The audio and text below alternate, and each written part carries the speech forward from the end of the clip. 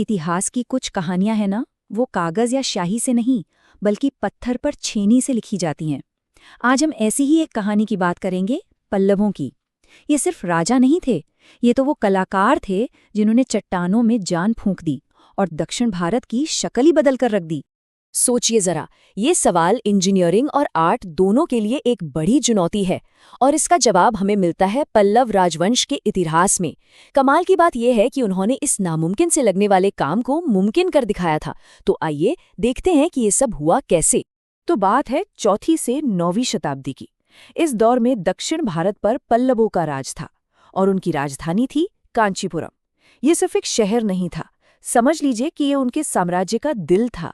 ज्ञान, कला, आस्था सब कुछ यहीं से धड़कता था और उनकी महान विरासत की कहानी की शुरुआत भी यहीं से होती है। देखिए, पल्लवों का जो सबसे बड़ा, सबसे स्थायी काम था, वो था द्रविड़ियन टेम्पल स्टाइल की नींव रखना। और इस कहानी की शुरुआत की राजा सिंहविष्णु ने। उन्होंने पल्लवों की ताकत को बढ़ाया और कह सकते हैं कि एक ऐसा स्टेज तैयार किया जिस पर आर्किटेक्चर का एक शानदार नाटक खेला जाना था। अब इस कहानी के पहले चैप्टर पर आते हैं और इसके हीरो हैं राजा महेंद्रवर्मन प्रथम। ये सिर्फ एक राजा नहीं थे, बल्कि एक इनोवेटर थे, एक विजनरी थे। उन्होंने आर्किटेक्चर में एक ऐसी क्रांतिकारी, एक रेवोल्यूशनरी टेक्निक पेश की जिसने मंदिर बनाने के तरीके को ही हमेशा के लिए बदल दिया। और यहीं से जन्म होता है रॉक कट आर्किटेक्चर का। जरा सोचकर देखिए, मंदिर ईंट पत्थर जोड़कर बनाए नहीं जा रहे हैं, बल्कि एक पूरी की पूरी पहाड़ी को अंदर से तराशकर बनाया जा रहा है। मतलब ये कोई बिल्डिंग कंस्ट्रक्शन नहीं था, ये तो ऐसा था जैसे कोई एक बहुत बड़ी मूर्ति गढ़ रहा हो। तो सवाल उठता है कि ये होता कैसे था। महेंद्रवर्मन का तरीका बड़ा दिलचस्प था। सबसे पहले एक मजबूत पहाड़ी चुनी जाती थी, फिर उसके बाहरी हिस्से को, फसाद को तराशा जाता और आखिर में अंदर से चट्टान को काटकर कमरे और हॉल बनाए जाते। और एक और बात, जब उन्होंने शैव धर्म अपनाया तो इसी कमाल की तकनीक का इस्तेमाल करके भगवान शिव के लिए कई मंदिर बनवाए। चलिए, अब कहानी पहुंचती है अपने चरम पर, पल्लव शक्ति के शिखर पर। हम बात कर रहे हैं राजा नरसिंहवर्मन प्रथम के दौर की।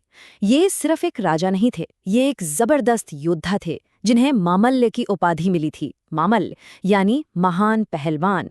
अब उनके दौर का जो सबसे बड़ा टकराव था, वो था शक्तिशाली चालुक्य साम्राज्य के साथ।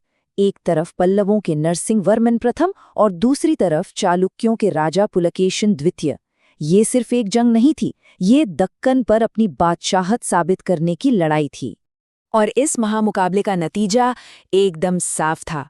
पल्लवों ने चालुक्यों की राजधानी वातापी पर कब्जा कर लिया और इसी के साथ दक्कन में अपनी ताकत का लोहा मनवा लिया। लेकिन सुनिए, ये सिर्फ एक फौजी जीत नहीं थी, बल्कि ये कला और संस्कृति के एक नए दौर की शुरुआत थी। इस जीत से जो आत्मविश्वास और दौलत मिली, उससे नरसिंहवर्मन प्रथम को महाबलीपुरम शहर बनाने का मौका मिला। और महाबलीपुरम ये सिर्फ एक बंदरगाह या व्यापार का केंद्र नहीं था, ये तो पल्लव आर्किटेक्चर की एक जीती जागती लैब बन गया था। यहीं पर मशहूर शो टेम्पल और पंचरथों जैसे अजूबों को बनाया गया। लेकिन कहानी यहीं खत्म नहीं होती। पल्लव इतने पर ही नहीं रुके। रॉक कट मंदिर बनाना तो सिर्फ एक शुरुआत थी। अब वक्त आ गया था आर्किटेक्चर में एक और बड़ी छलांग लगाने का, गुफाओं से निकलकर खुले आसमान के नीचे भव्य मंदिर बनाने का। तो एक बार फिर से याद करते हैं, पहली स्टेज क्या थी? रॉक कट मंदिर, वो शानदार मंदिर जो चट्टानों को अंदर की तरफ तराश कर बनाए जाते थे।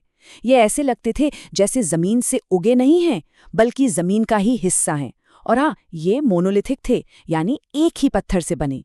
और फिर आया अगला बड़ा बदलाव, स्ट्रक्चरल मंदिर। ये हुआ राजा नरसिंहवर्मन द्वितीय के समय में। अब कारीगरों ने पहाड़ तराशना छोड़ दिया और पत्थर के अलग अलग ब्लॉक्स को एक दूसरे के ऊपर रखकर मंदिर बनाना शुरू किया। ये फ्री स्टैंडिंग स्ट्रक्चर थे और यही वो डिज़ाइन था, वो ब्लूप्रिंट था जो आगे चलकर दक्षिण भारत के सभी महान मंदिरों का आधार बना। अगर इसका सबसे शानदार उदाहरण देखना हो तो वो है कांचीपुरम का कैलाशनाथ मंदिर। ये मंदिर अपने आप में इस बड़े बदलाव का प्रतीक है। यही वो मंदिर था जो चोल जैसे बड़े बड़े साम्राज्यों के लिए एक इंस्पिरेशन बना। तो आप समझ रहे हैं, ये पल्लवों की यात्रा थी। गुफाओं से निकलकर इन भव्य मंदिरों तक पहुंचने की। देखिए, हर साम्राज्य का एक दौर होता है और फिर उसका सूरज ढल जाता है। पल्लवों के साथ भी यही हुआ, लेकिन उनकी बनाई कला, उनके मंदिर, वो आज भी वैसे ही खड़े हैं, चमक रहे हैं।